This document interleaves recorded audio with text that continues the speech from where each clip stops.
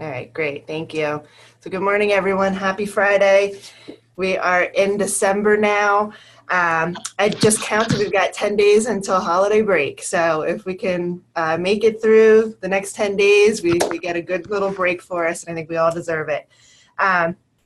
I don't know about you guys, but I'm feeling the reporting pressure. I got my output reporting done, but I haven't entered any indicators or impact statements yet. So I'm in the same boat. So we've got until December 31st, but really we've got these next 10 days if we don't want to work on our vacation to get all of our reporting done. So do what you can, get as much in as possible before it's time for us to leave on break. This week I've been having some really good reporting or planning sessions for the 2019 plans. We were here in Kent County on Monday and Sussex County on Tuesday. Then I was at Dell State Wednesday.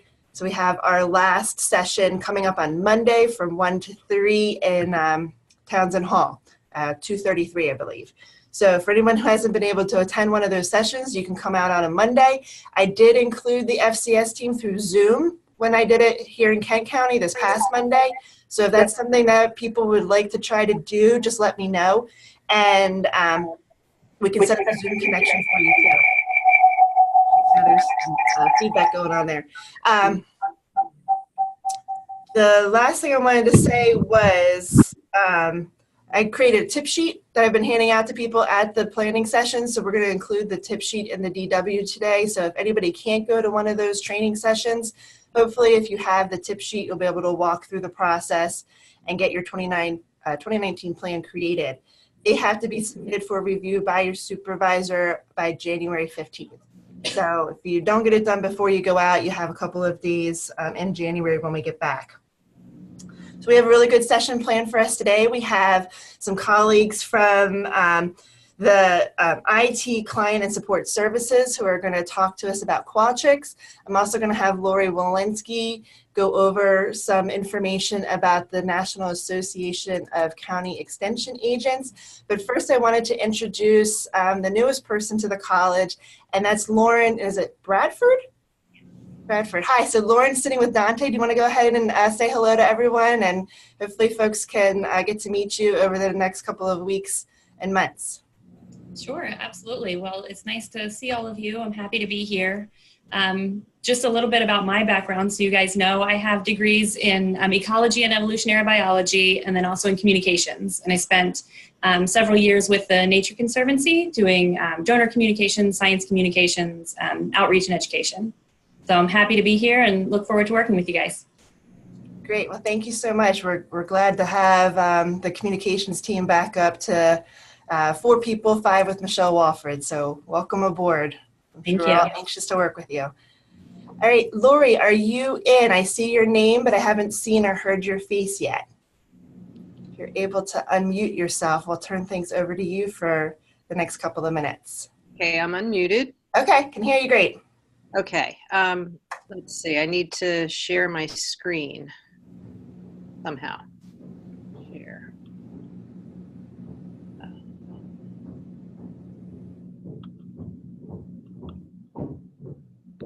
Oh, yeah.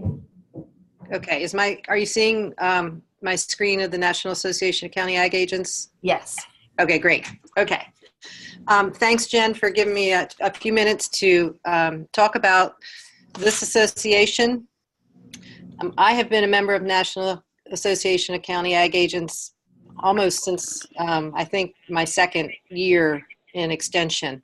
So there's the National Association, and then each state has a chapter. So the Delaware Association of County Ag Agents. We're not a very active association, and so that's part of why I'm doing a little background on it today. So it's an extension professional organization, and it's geared toward extension educators and professionals who work in the following program areas, and that includes most of extension. With it doesn't necessarily include the family consumer science agents per se, but I think a lot of the programs that are offered relate to family and consumer science at some level too. And there's always a lot of crossover with the associations. So I have a website at the bottom of this slide, and so www.nacaa.com is how you get to the National Association of County Ag Agents, and there are several different pages there to get more information. So some of the benefits of being a member, obviously professional improvement and development opportunities, leadership development. There's scholarship opportunity to attend the professional improvement meeting conference, and also if you... Hey, Lori, we're losing your mic. Is that better? Yeah. Okay, I'll just get real close to my computer. So, and there's, you know, networking with peers nationally. I think that's one of the biggest, to meet people across the country and see what kind of programs they're doing. There are awards, there's connections with industry, and then obviously news and updates about what's going on in extension across the country. So the annual meeting and professional improvement conference in 2019 will be in Fort Wayne, Indiana. It will be in September. The conference includes all of the things that are listed on your screen.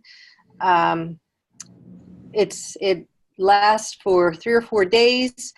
One of the things that has kept Delaware participants from going to the national conference over the years is that it oftentimes is held during Fair Week. Obviously, we are all very, very busy during Fair Week. But this is in September, so mark the date on your calendar, and if you can go, it's a great opportunity for getting the gist of what the conference is all about, the meeting new people, going on tours, seeing what kind of agriculture is happening in other states.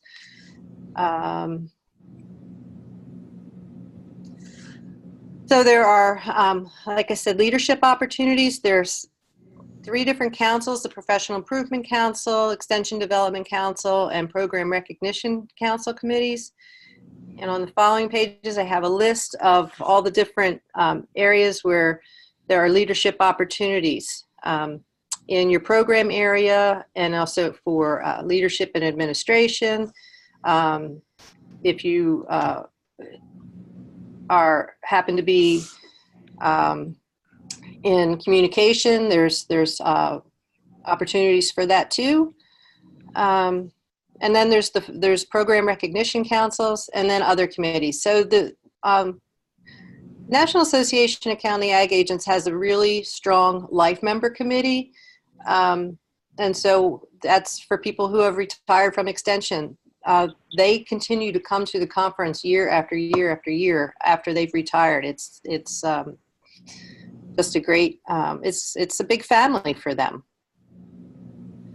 So we're right across the line from Maryland, and Maryland invites us to their state meeting every year. I try to go. I don't always get there, but they have professional development. They have program recognition.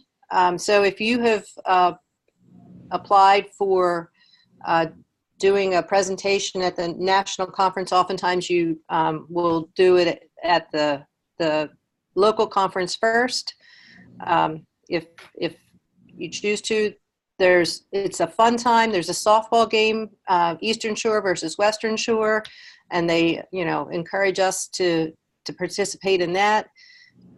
In 2019, next summer, it'll be in Washington County, and like I said, Delaware is invited to attend. It's usually in Ocean City, so they're going to, I guess Washington County is on the Western Shore. I'm not sure about that, but that'll be interesting. So a little bit more about why I'm doing this presentation today is I just wanted to give you an idea of how often the annual conference has been in the Northeast. In the recent past, or Maryland, and that was a Delaware, Maryland collaborative effort. This national conference sees between 1,000 and 1,500 participants. So it's a huge deal. There are about 20, and there's sessions going on all the time, and all the different events go on for 3 or 4 days. So it takes a lot of planning. It takes a lot of money. In the Northeast, we're small states, so we don't have the manpower to put on a conference with one state. When it was in Burlington, Vermont, I believe it was a Northeast effort. In Buffalo, it was a Northeast effort. And then the Galaxy Conference in Pittsburgh was more than just NACA, but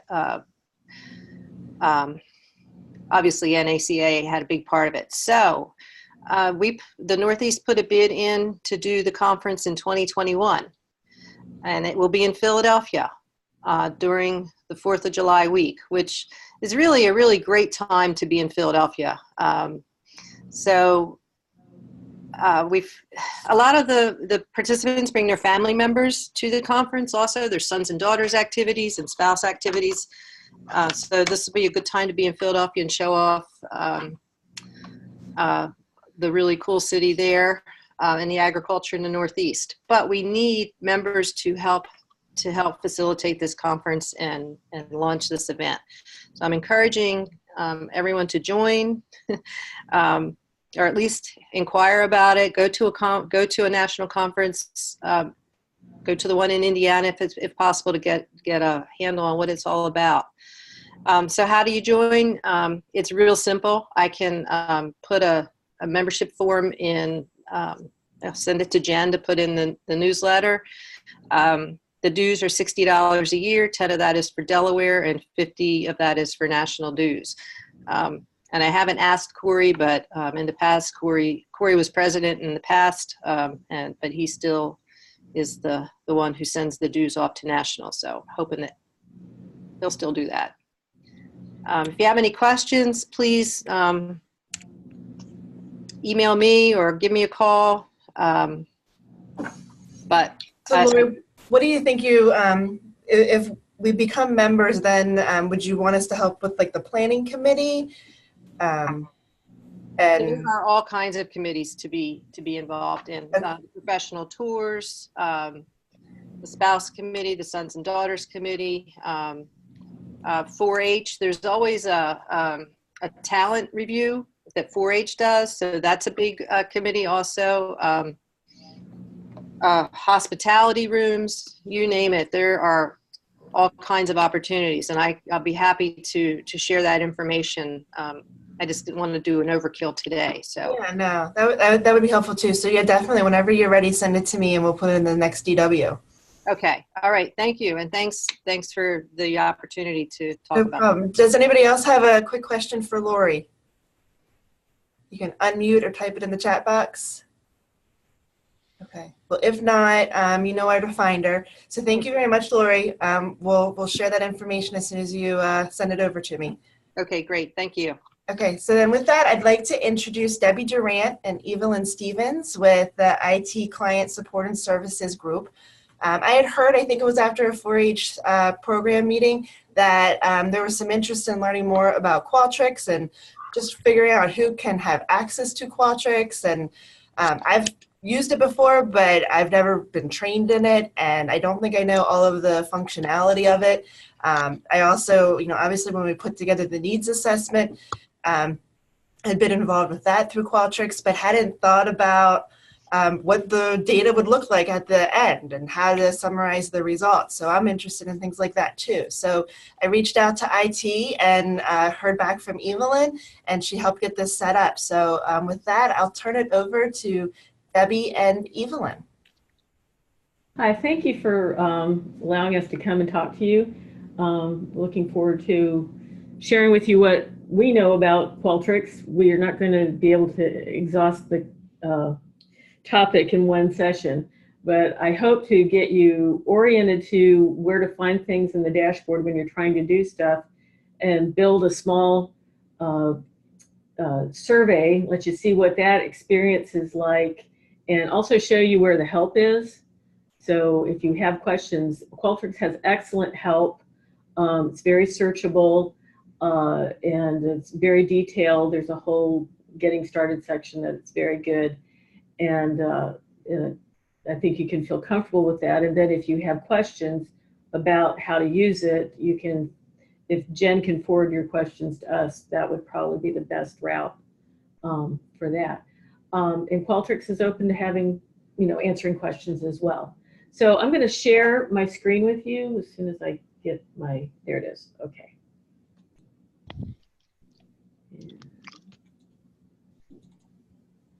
So here I am, and I have logged into Qualtrics. So if you've never done that before, you'll have, there's a lag. It should allow, we have a special division of Qualtrics at Delaware. It's at delaware.qualtrics.com. If you go there and log in, if you have a UDELNet ID and password, you should be able to get in. If you aren't able, let us know. But you'll go through and you may see some introductory screens. It may prompt you to start a project or to, welcome, and show you all sorts of wonderful things. But what I'd like you to do is to try to get to this page here where it says Qualtrics logo in the upper right, and down in the bottom, we've got the University of Delaware logo. That's how you know you're in the Delaware brand. It is possible to go to qualtrics.com and set up a trial account and then find out you can't share with anybody at UDEL. The trial accounts are very limited in permissions. We have pretty wide-ranging permissions in our brand for faculty and staff member, which I believe you guys would qualify for. So with that said, let me just, are you guys familiar with this screen at all, or have you seen this before? Any feedback? I have. Okay, all right. Okay, I'm just gonna show you the different parts of the screen. And I don't know if I can get rid of this thing on the side or not. But what we have here, we have the Qualtrics logo, and then across we have projects. Qualtrics is more than a survey tool. The Research Corps is what we subscribe to, and that's basically surveys and data collection. But they have changed the nomenclature to call it the projects, but basically they're surveys. There's a contacts area. That is where you would, if you had a panel of respondents that you wanted to contact, you would put them in the contact list. There are libraries for saving questions or documents or any kind of file. I see the admin, but you don't because I'm an admin. And then there's the help area. We'll talk about help in a minute. And then there's this item over here on the far left with the little head in it. And that is your profile. And that talks about, let me move that over, maybe we can all see it. It has my name, University of Delaware. I can see my account settings. Sometimes if you've made changes or someone has given you different permissions or shared something with you and you don't see it right away, it helps to come here and choose the refresh account option. And that refreshes your account as if you had logged out and logged in without having to actually log out and log back in. So that's important to know, and I wanted you to know about that. Okay. So elsewhere in the as we see, we have this sidebar here on the left, and you can organize your projects into categories. You see most of mine aren't, but I do have a few. And I started a folder here called demonstration so that I could not overwhelm you with all the junk I have in my account. When I'm looking at this, I have two boxes here. In one, there's two different views. And what that does is control the view that you see here. I'm moving, whoa, hey, I didn't want to do that, but I have this window with people's names and faces in there, so I'm trying to see the whole screen. This is selected right now, and this shows me that when I see a project, I can see the status, how many questions, and how many languages. I think if this screen were wider, I would get to see the estimated response time. They sort of do an evaluation of what you have in there, since I only have 2 questions. And then there's this ... option over here, and that's where your strength lies, and that you have, you can activate. That means that says my survey is ready to distribute, or it's ready to collect data. You can collaborate, and that means you can share with a survey with some other person, and you can give them either all permissions or just selected permissions to see your survey as it's being built. You can rename it, you can copy it. Sometimes it's useful to take an existing one and copy it to a new one rather than use the same one over and over again, especially if you want to segregate your data out by year. Editing the survey, that's the same as just clicking on the name. You will edit it. Previewing the survey lets you see it as someone who takes it would see it. There are translation options, distributing, we'll talk about later, and analysis and reports. Well, I'll talk about that later. You can delete it. Just be sure you know what you're doing when you do that. So that's this view here with these things. There is another view that is more compact, and if you have many things and you want to scroll down a page to look at things, sometimes that's useful. And that's this view. And this gives you more words than symbols, okay? That doesn't look too impressive here when I am in, when I only have one survey. But if I go over here and look at all my projects, you can see this is what I'm seeing. I can see which ones are active. I can see which one, when I last modified it, when it was created.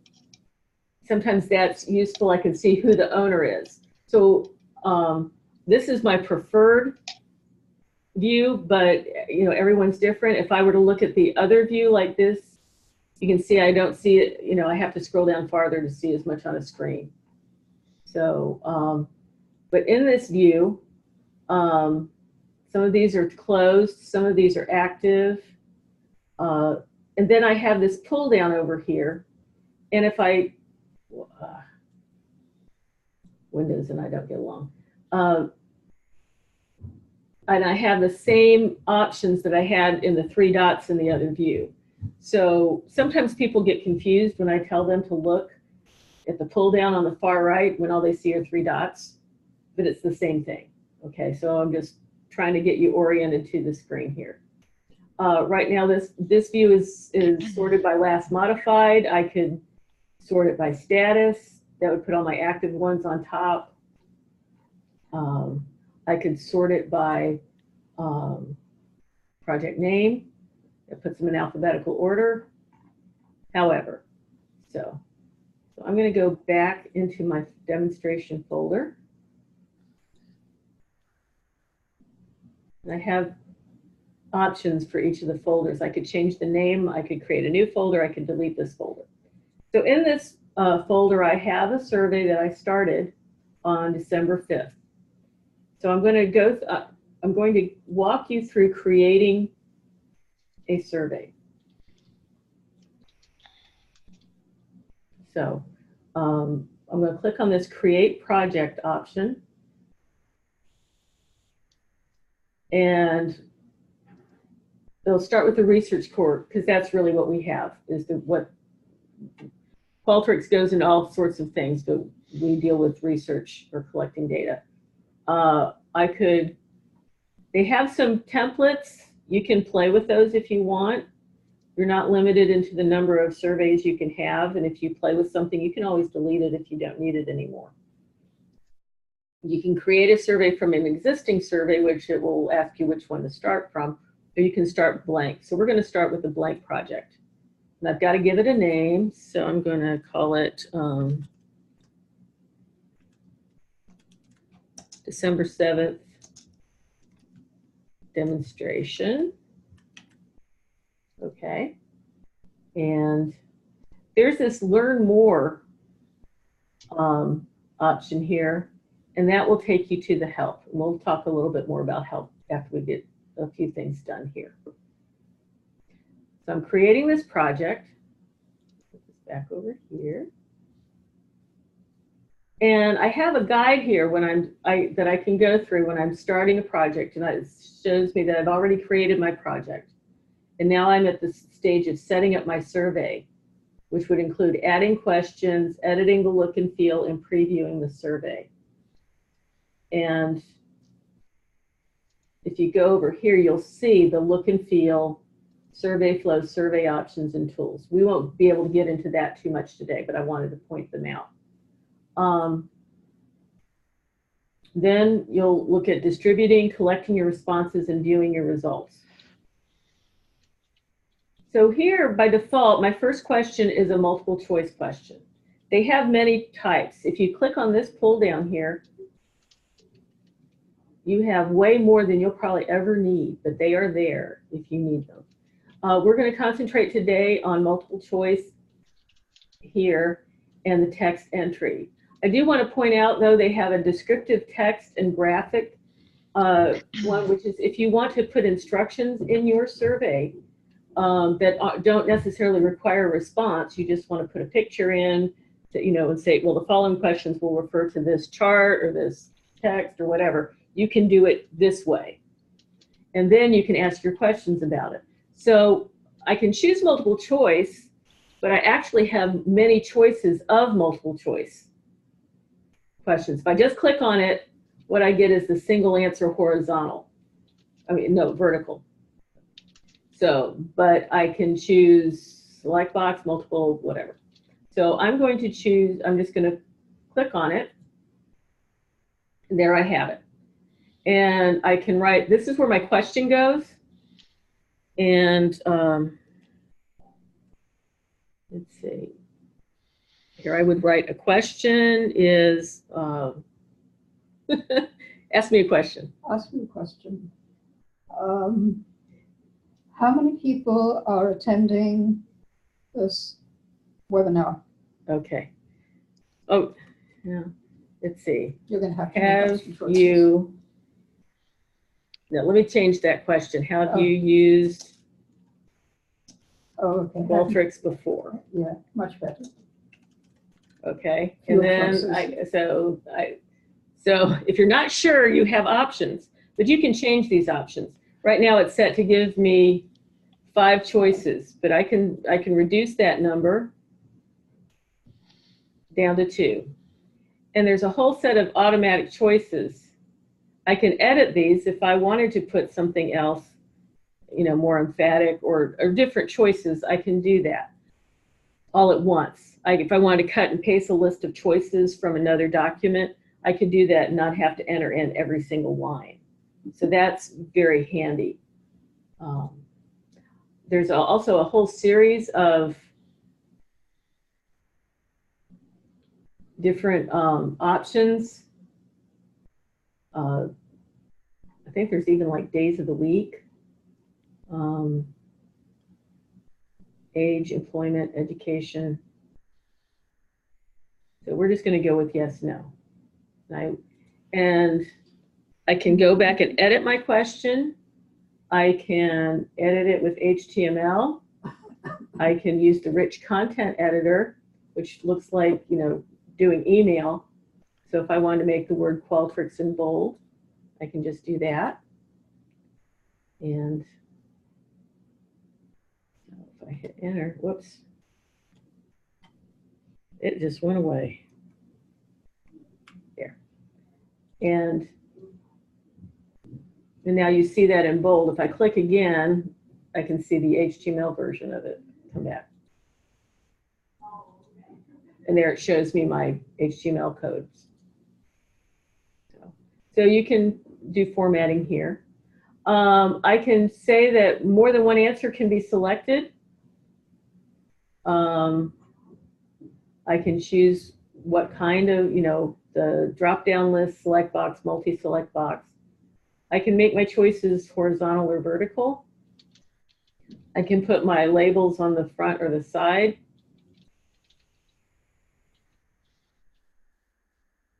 Validation is important. Validation means you want to make sure the person sees the question and answers it.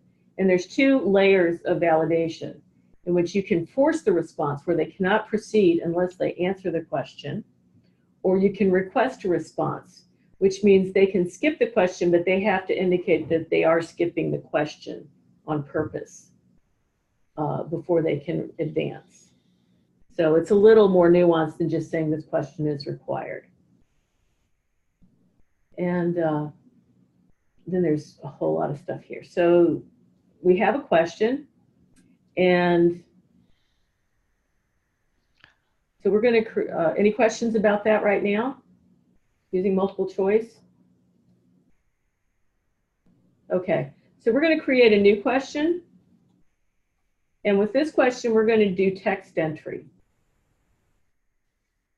And you'll see we have different ways of text entry as well. We have a single line, a multi-line, a password field. If you wanted to password protect something, you could insert a password, and if it doesn't match what you set, and it'll show it, you know, with stars or dots instead of the characters. You can have a text entry that's an essay. Maybe they can even, you know, cut and paste a large amount of data in there. And you can also have the form. So we're going to first do a single line. And we'll click, let's see. Where were you born? Okay. And I have this field here. And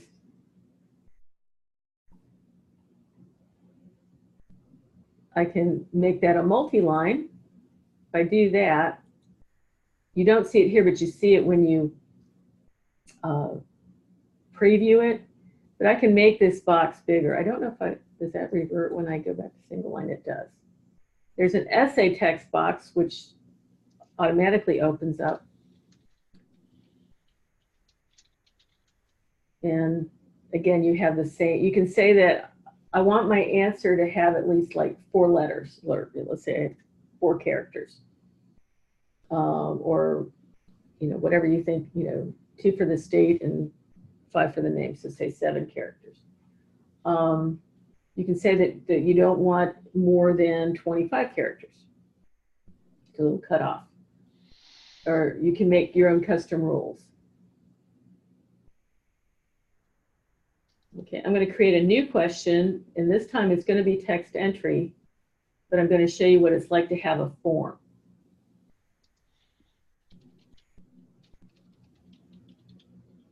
So you can edit the form fields here, and so you can put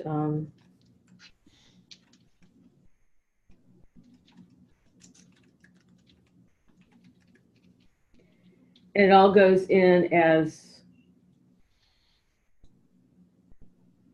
it goes in as one question. You don't have to make a separate question for each one of these fields. So if you're just collecting demographic data, that comes in handy. You can still aggregate on, you could search for everybody who has the same first name, or you can sort by email or look at last names. You can still treat them as if they were separate questions when you're looking at your responses, but they're just, for the purposes of the survey, they are linked together as one question. So I have data, or I have a form here. So when I'm ready to activate it, I can publish it, but first I want to preview it. So this is what it looks like when I preview it. Where'd it go? It should open in a new tab. There it is. Okay, so we've got to change that default theme. So here's, I have one with a better header. But here I can say, have I used Qualtrics before? Well, over here on this side is the view that a person would see on their phone, on their mobile device. And believe me, most people will use their mobile devices. I don't know, have you found that in when you polled people in the past that they'd like to do it on their phone? So that's a great question. I don't know if I was able to determine if it was if our needs assessment, if the responses were submitted through a computer or a phone. How would you know that from the response? Did it tell you? Did it have like a mobile column? I think it captures like, what is it, the refer information from the browser.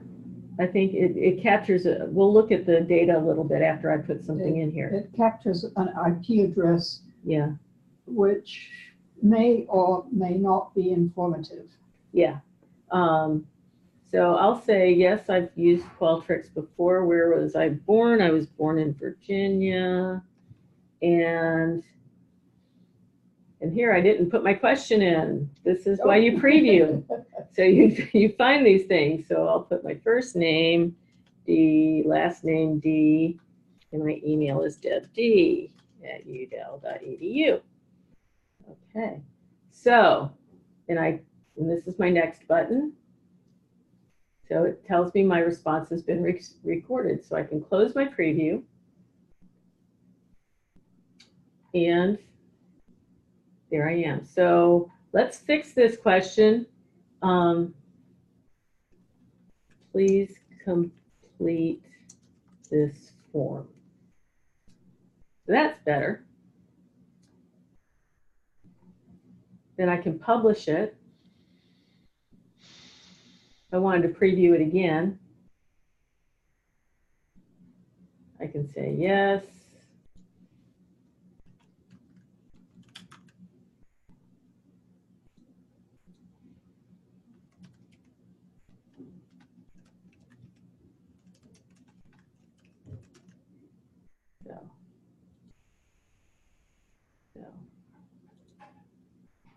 So now I can look, I can choose, let's see, should I go into this other stuff? If I want to see my data now, I should have two answers in here.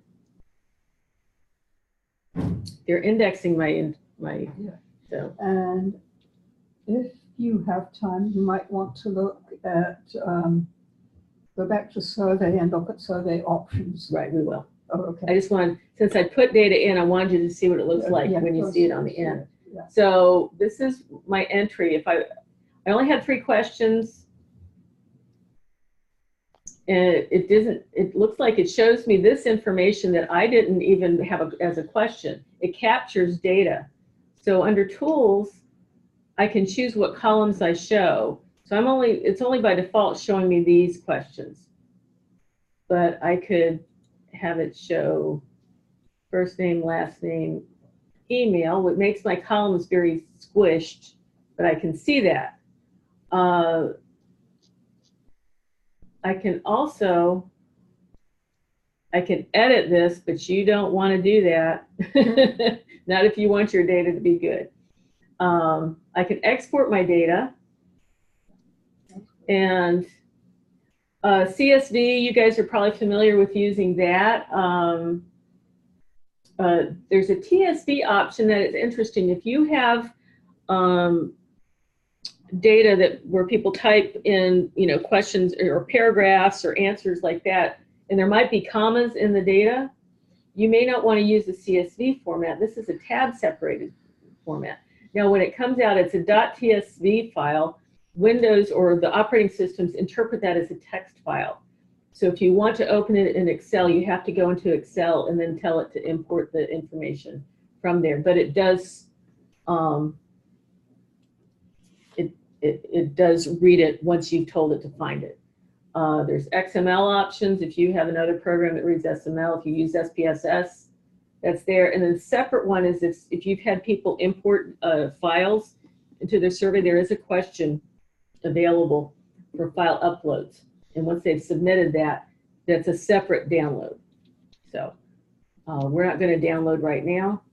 Just wanted to see that. And also you can see each response individually.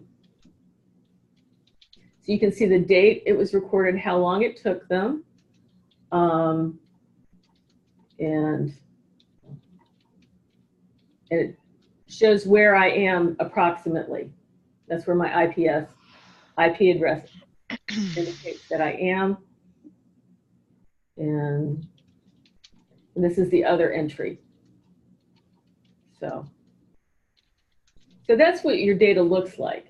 Now, let's say you haven't collected any data and you want to send it out. You look at distributions. Okay. Qualtrics has a mailer option. It does come from no reply at qemailserver.com. But with that, you can get individual links for each respondent, so you can track who responded it. You can also generate that separately without using the Qualtrics email. Or you can get what's called the anonymous link. A lot of times it refers to the anonymous link, which is a single reusable link. And we use that a lot. We have CAS authentication built into the system now. There's a way so that a person you can require authentication, a person can log in. It doesn't matter what link they use. They actually, it captures their data, and then you can identify who the respondent is. So this is very useful. You can send it out through mobile, whatever. So that's the distributions. Actions, I've not really done anything with. That's something they've added in the last few months. They have a whole help section about that. And then we looked at the data analysis, and then you can build reports. That's would be a whole nother class. Let's go back to the survey though and look at some of these other options. Survey options, if you wanted to put a back button, if you had several pages, you can put page breaks after questions, or you can put your questions in blocks and build out blocks. If you want a back button, you can check this. If you want to allow people to save and continue on the same device, you can do that. You can read this. I don't have to read it to you. You can allow anyone to take the survey or only by invitation. That means they can't use the anonymous link. They have to use a custom link. You can put a password in so that only people who know the password can get in. That keeps honest people out. You can say that people can only take it once. This is useful. It's an HTTP refer verification. What that means is a person, if they stumble on your survey somehow, they get the URL for the survey, but they don't come from a web page where you have introduced it and explained the survey. Unless they come through that prior page, they cannot see the survey. You might find that valuable. You may distribute something by mail to select respondents, and it has a web address on it, and only the people who use that web address can see the survey. So you can set how it terminates, what kind of messages people get once it's inactive. You can, let's see, what was the other thing I wanted? Oh. Survey expiration, you can set it to be valid only for a certain time. That it opens at a certain time and it closes at a certain time. You can set it for the time zone. We have done this with SGA elections.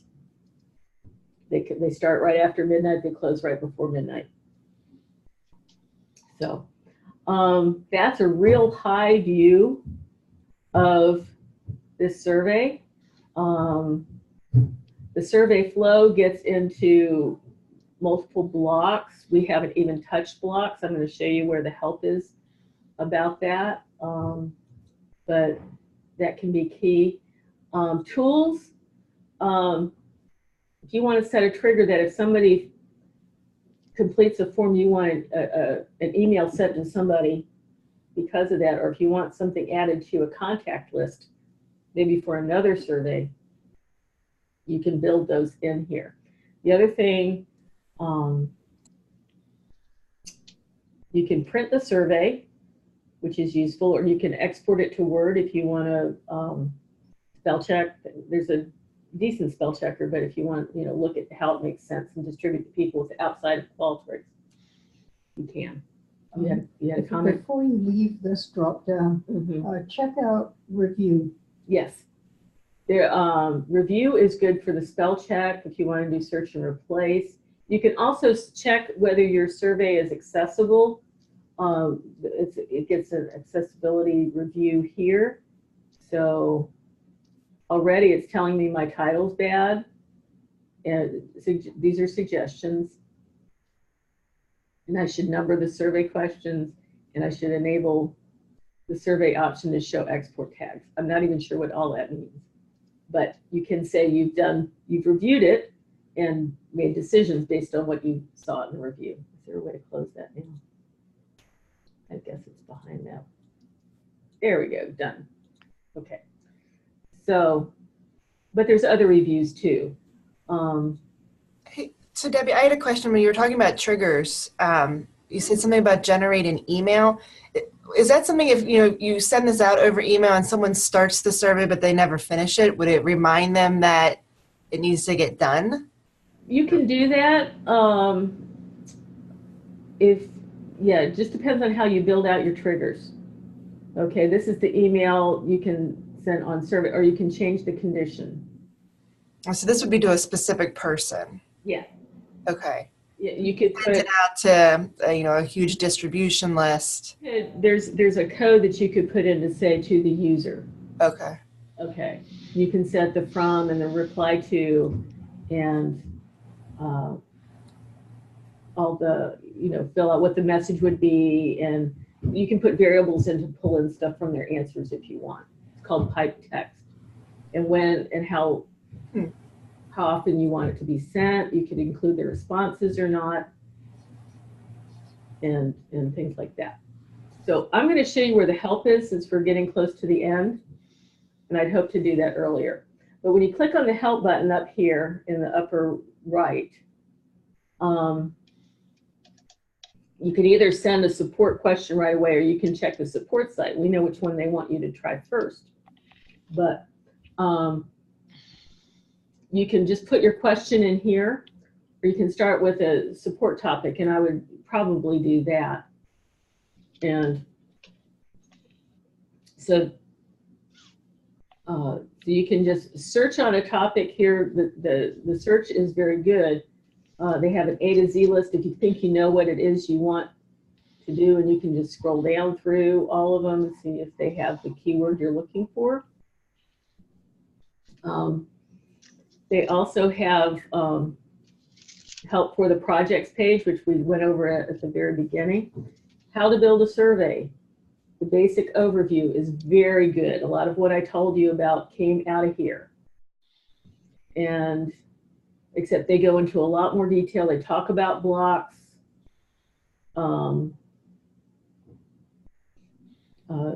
The question and editing pane, where we made the questions, they're a great amount of detail.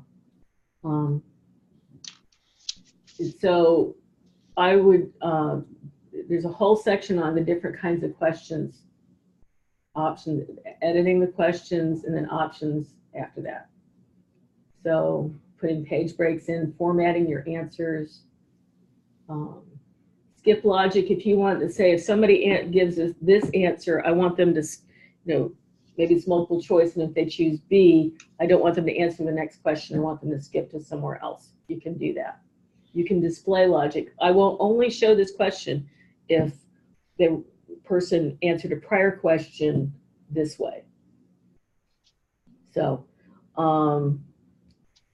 look and feel we haven't looked at too much. I would like to, that just sets the theme, what the header looks like, what your text looks like. It's pretty customizable. We have a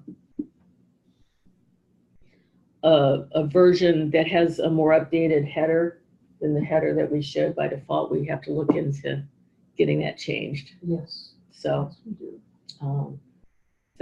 And then for all the different tabs, there's all kinds of help. And if you go through that and you're kind of stuck, you can either contact Qualtrics, you can contact us by sending mail. Well, probably it'd be best for you guys to send mail to Jen, and Jen can send mail to consult and we'll see the question and we'll get back to you. And a word about sending the questions to Qualtrics. Sometimes they're not entirely aware of how we do things. So every once in a while, someone will come back to us and tell us, Qualtrics told me to do thus and such, and it's not working for me. Yeah. And then we have to kind of undo it. Yeah. Yeah. If you have made an account at Qualtrics and it's not, you don't see the UDEL logo down in the bottom left, and you'd like to be able to share, be part of the Delaware brand, let us know, and we can walk you through the process of getting your account moved or your data moved over and into a new UD account. That happens a lot. A lot of people say, oh, UD supports Qualtrics. I'll just go to www.qualtrics and put in my account. They're pretty good. It's only a problem if you use your UDEL address. If you have another address, you're kind of on your own. But if you have a UDEL address and you've used it outside of the Delaware brand, there's a process into moving your content over into Delaware. You get more options and sort of unlocked abilities to be in the UD versus on your own. With other people at Delaware, if that's important to you. If you came in, faculty and staff have permissions to share outside our brand anyway. So it doesn't really limit you, but it's a little easier process to collaborate with UD people if you're in the Delaware brand. That makes sense. You get better permissions. If you go outside you may have to pay for your coverage. Other institutions do have Qualtrics, and we've dealt with some at other institutions. People are moving from one school to another and want to move their accounts. So that happens sometimes. Well, are there questions from anybody that's on the webinar with us this morning? You can unmute yourself and speak or type it into the chat box. I know Evelyn's been looking. I haven't seen anything pop into the chat box at all. I don't see any questions here. But we can give it a minute, but I want to thank you all. We're taking this time to see if anybody has a question for us. I think this is a good tool for us. We have a lot of, you heard me in the beginning talking about reporting. So we report our efforts and we also try to report our impact. So we try to do surveys of people at meetings, after meetings to figure out, did they learn something? Are they going to do something that we've told them about? Or would be even, I think probably the best use of Qualtrics is, have they done it? So I'm using this as a way to get to people who we've met with previously. I see the things popping in. There's some thank yous. Okay. So Yes. we have 3 thank yous already in the chat box, Okay. which is very nice. I hope this was helpful. I hope that you learned something and I wasn't just going over stuff you already knew. But I think the main part is to know where the help is and how to get help. Exactly, and that was interesting too, because I think in the past, when Allison and I were working on the needs assessment, we were reaching out to Qualtrics directly for questions, and I don't think we even really knew that we could go through you guys. So it's something we'll know that we can reach out in the future.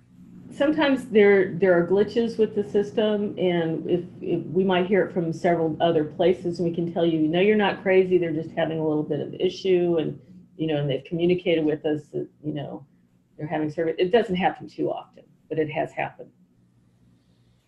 Good to know. Well, thank you so much for your time. We'll hopefully see more people play around with this some, and if there's questions, they'll be coming your way. So. All right. Hope you have a wonderful Friday. That goes out to everybody.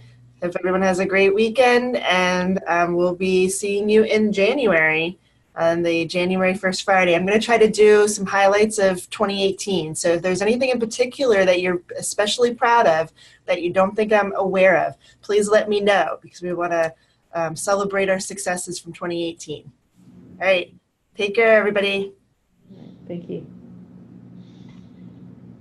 Okay, so we got 1, 2,